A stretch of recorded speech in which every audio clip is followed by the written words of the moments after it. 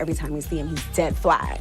Waves are spinning. He's pushing something crazy. Look, I'm not mixed with any studio tricks or no special effects that you see in the flicks. It's all rugged, you gotta love it. College Dome tape deck, niggas gotta dub it. Visualizing the realism of my life in actuality. Who's the baddest, the person status, depends on salary. Oh my.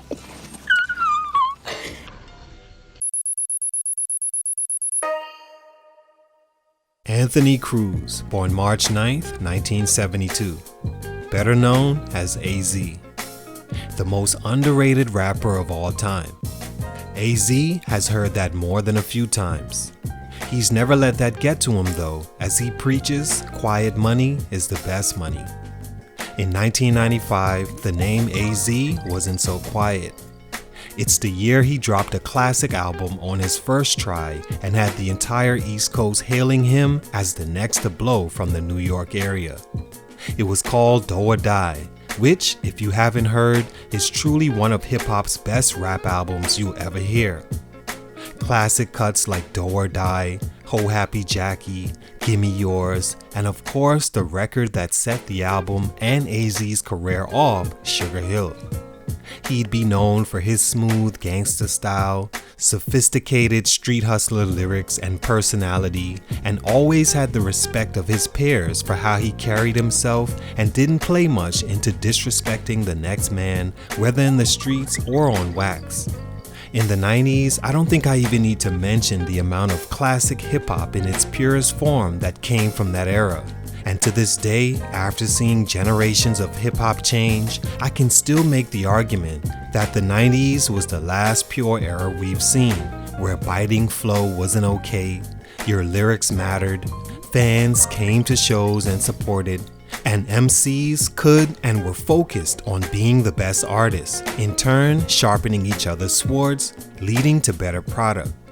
Nowadays, you can't even get most rappers to rap a full bar without holding the mic to the crowd for them to sing it for him, or shockingly just scream as loud as he could over the song, appearing as if instead of mic controlling, he's losing his mind in an attempt to mask he's actually not that good outside a studio setting with as much filters, auto-tune, and voice-changing enhancements as possible.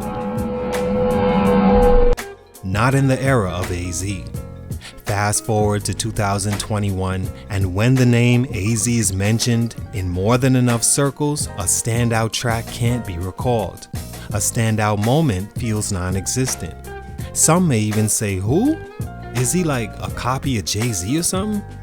As crazy as it sounds, some in 1995 actually saw AZ becoming the next great Brooklyn rapper before Jay-Z.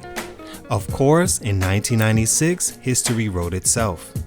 He's had a gentleman of a rap career, but it still feels he could have done better. Here are a few reasons that didn't happen. Why didn't AZ become a household name like Nas? Let's talk about it. It's your boy JC Stunted Growth. Let's get it, man.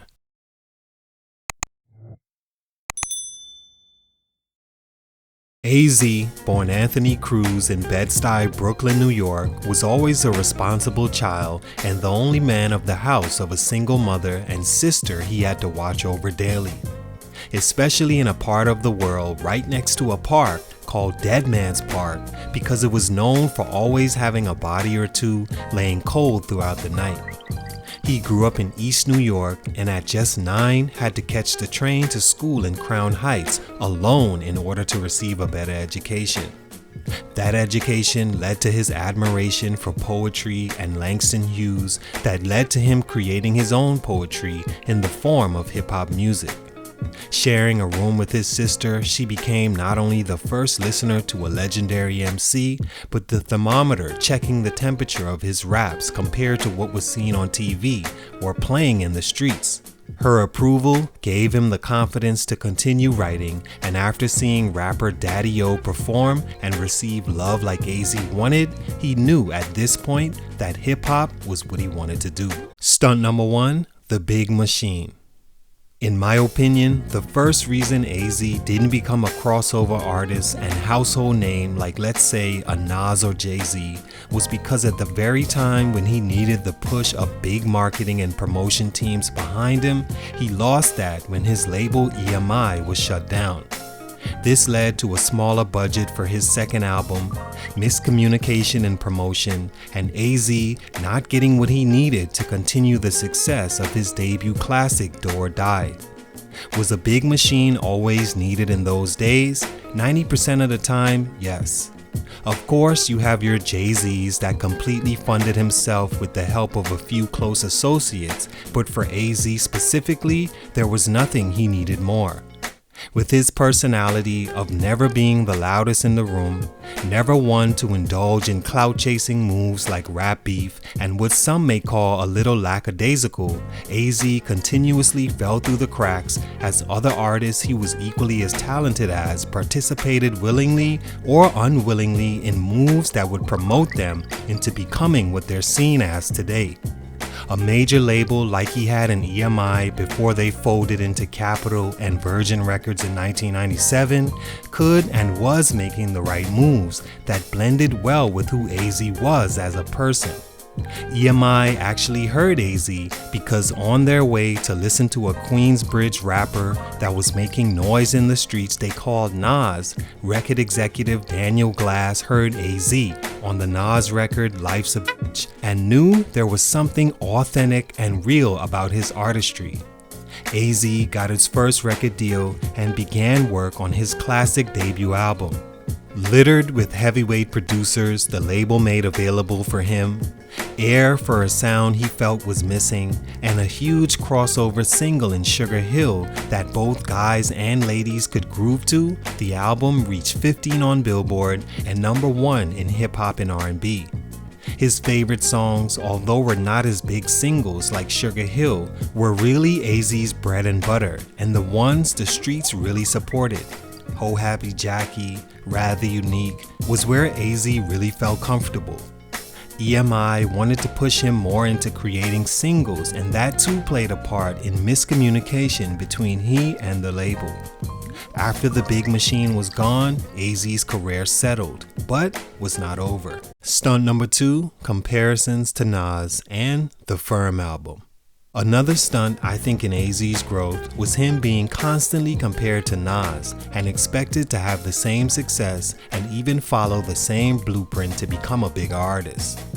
Beef, embracing making crossover singles, it just wasn't who AZ was, and honestly I never got the comparisons between the two other than they did bring the same sophisticated gangster persona to the game and came up around the same time.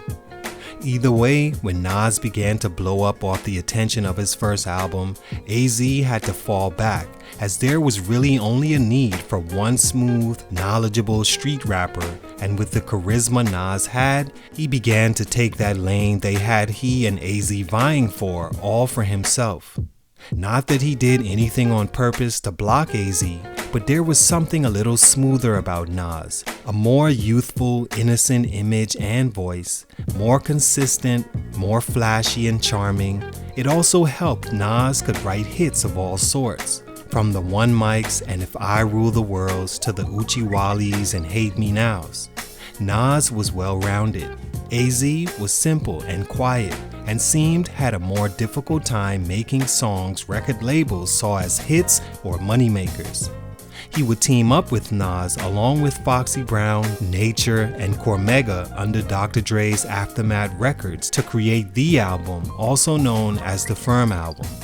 It wasn't well received considering the combination of all involved, even giving Dr. Dre nightmares about its reception long after. That album not blowing up for AZ may have cost him to lose a little perception as he drifted from label to label. His second solo album, Pieces of a Man, came out and went gold.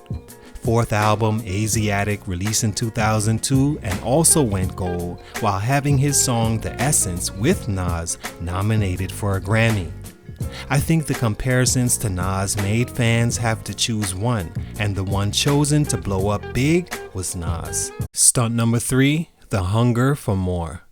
I always say not everyone that does the same thing come into said thing with the same intentions.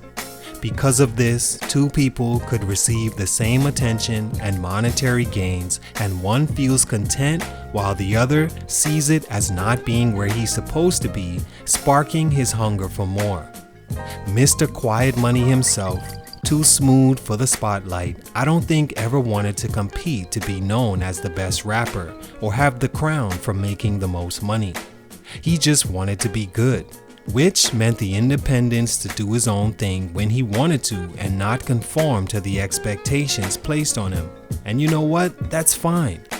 I'm sure there's no financial problem he can't take care of today, and his family is happy, so that's enough for him. He went completely independent after Aziatic and dropped an album almost every year since 2005 to 2009. Recently, he's been working on Do or Die 2 that fans highly anticipate, and hopefully we can get that sooner than later. It's been 12 years, my guy, come on. All in all, salute to AZ. He's not only one of my favorite rappers of the 90s, but one of my favorite images of a black man in music, showing you don't have to do all the goofy ploys to stay relevant and still get the respect as a solid individual from everyone, peers to fans. He's done something not many rappers can say. That's create at least one classic album, and who knows, maybe another one is on the way. Salute to AZ, much respect, but for these reasons, his growth was stunted. It's your boy JC Stunted Growth, and I'm out.